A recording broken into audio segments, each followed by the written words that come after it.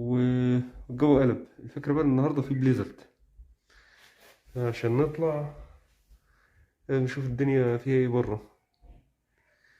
موريكم. بسم الله.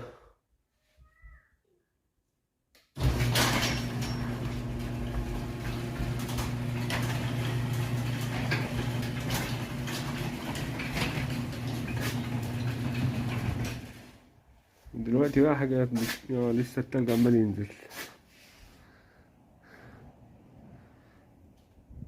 الفكرة ان انا مهما عملت بالجاروف دلوقتي شوفلنج او اي حاجة، الدنيا هترجع زي ما كانت. نجرب ندخل العربية نحاول نطلع بالرجل.